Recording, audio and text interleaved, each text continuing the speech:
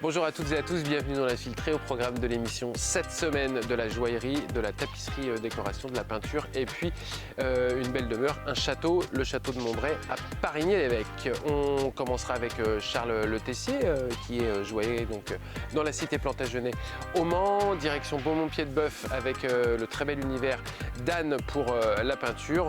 On ira à La Suze également pour la tapisserie décoration, découvrir Nadine et Christian qui font également du canage et du paillage à l'ancienne. Et puis pour tous ceux qui aiment courir, vous connaissez le château de Montbray puisque chaque année au mois de février, ce château organise le trail de Montbray. Alors il n'y en a pas eu en 2021, mais évidemment il y en aura un en 2022.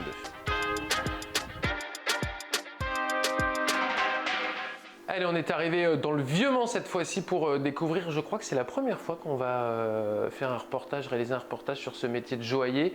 Avec vous Charles, bonjour. Bonjour. Merci de nous accueillir dans votre atelier. On est Grande Rue, en plein dans la cité Plantagenet. Joaillier, créateur et gémologue aussi. Hein. Gémologue et sertisseur. Sertisseur. Aussi, oui. La gémologie, pour ceux qui ne savent pas ce que c'est. C'est l'étude des pierres précieuses. Hein, D'accord. Des pierres ornementales aussi, accessoirement. Ouais. Et la différence, tiens, Charles, entre un joaillier et un bijoutier?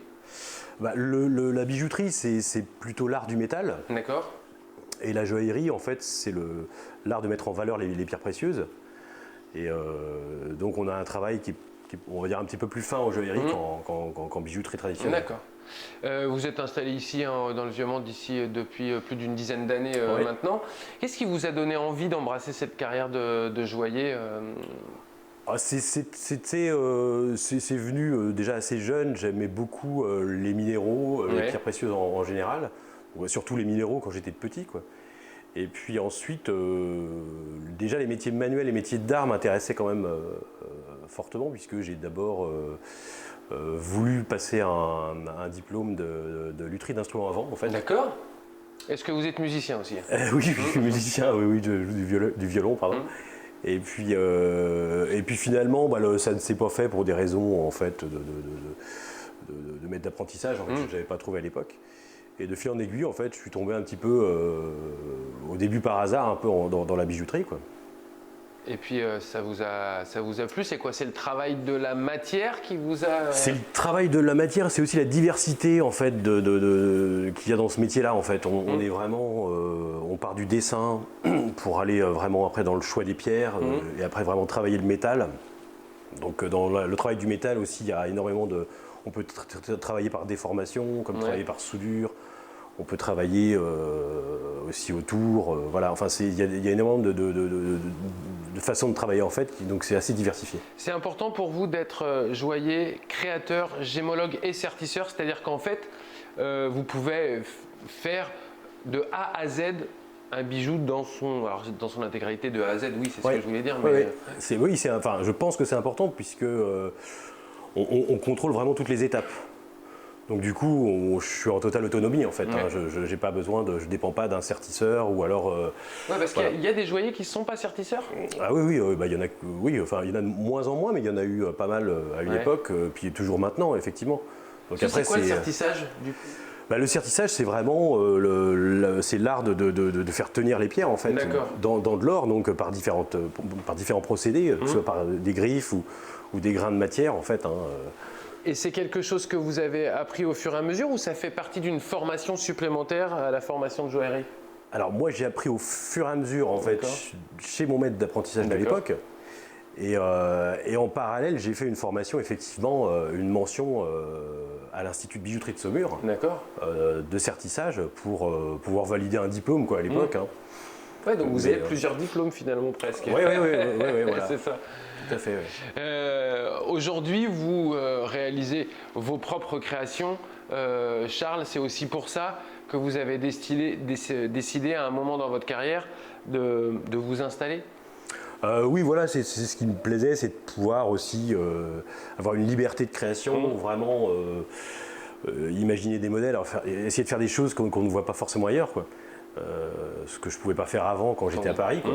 Vous étiez salarié, mais Voilà. vous étiez sartois et du coup, Je suis revenu ici. et vous êtes revenu voilà. vraiment vous Exactement. installer. Et je vous posais la question avant de démarrer cette interview, mais de dire est-ce que le Vieux Mans, il y a un cadre aussi un peu propice, on va dire, à la création, à l'inspiration. Là, on est dans votre atelier, c'est hyper zen, quoi. Oui, c'est Un atelier boutique d'ailleurs. ouais. Mais- J'ai voulu un endroit un petit peu épuré quand même, où on mêle un petit peu le moderne et l'ancien, quoi. Et c'est vrai que le Vieux Mans, c'est un endroit assez magique pour travailler, quoi. Ouais. Aujourd'hui, vos clients, ils sont essentiellement, c'est des particuliers, hein, j'imagine. Alors, ce sont des particuliers, ouais. que des Que particuliers. des particuliers. Et vous êtes enfin, pas spécialisé, mais on est plutôt dans la bague. De tout, hein, la bague, le collier, les boucles d'oreilles, vraiment. Bon, alors évidemment, on fait, on va dire peut-être un peu plus de bagues, Ouais. parce que c'est plus la demande, effectivement. Mais autrement, non, je suis amené à faire quand même divers bijoux, quoi. Et donc que du sur-mesure, c'est pour ça qu'on voit quand on vient dans votre boutique, on a quelques pièces qui sont En vitrine, en ouais. vitrine exposées, mais sinon il faudra aller sur votre site plutôt pour découvrir tout ce que vous avez fait Voilà. sur mesure avec vos clients. Comment ça se passe d'ailleurs? On vient ici, on vous dit bah moi je voudrais soit une bague comme ci, comme ça, et là vous dessinez. Bah, tu vois, oui, voilà, Les différentes étapes, en gros. la personne vient en fait, et bon, en général, on choisit une pierre, Ouais. que je pourrais vous montrer par la suite si vous voulez. On choisit une pierre et ensuite, par rapport à la forme de la pierre et sa couleur, on va dessiner un modèle. D'accord. Et suivant effectivement les goûts de la personne. Donc c'est vraiment un travail qui se fait main dans la main avec le client pour aller au plus proche de son désir en fait, hein. C'est là on est, vous l'avez dit, on associe le moderne et l'ancien. C'est assez séculaire en tout cas comme manière de travailler la joaillerie. Je vois les outils. Qu'est-ce qui a foncièrement évolué, on va dire, dans le métier, Charles?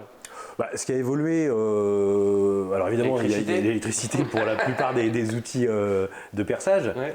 Après maintenant il y a une évolution aussi avec la 3D pour faire des maquettes, tout Ouais. ça. Alors bon, ça reste encore, c'est pas forcément majeur encore dans l'artisanat du sur-mesure, on va dire. C'est plus pour de la petite série ou de la série. D'accord.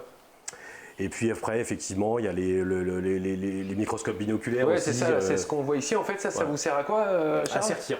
À sertir, d'accord. Voilà, à sertir des pierres précieuses. Donc en fait, on regarde effectivement les oculaires et puis bon, on bloque la bague sur le boulet en Ouais. fait, hein. Et puis on sertit au moyen des chopes ou de maillet de sertisseur. Donc les outils que vous voyez là. Ouais. Enfin, il y en a Ce qui, d'autres, ça, hein. par contre, sont quasiment les mêmes outils que. Ah, c'est les mêmes outils qu'au Moyen-Âge, hein, ça Ouais, n'a c'est pas changé. Oui. Ça n'a pas beaucoup changé, ouais. Non, après c'est vraiment le confort de la binoculaire qui va faire un serti plus précis en fait. Oui, on parlait aussi tout à l'heure de l'acide parce que vous avez mis une bague là dans ce récipient là, et vous me disiez bah voilà, là au moins aujourd'hui on n'est plus dans la même. Enfin, c'est moins, je ne vais pas dire si c'est moins nocif ou pas, mais c'est moins dangereux en tout cas.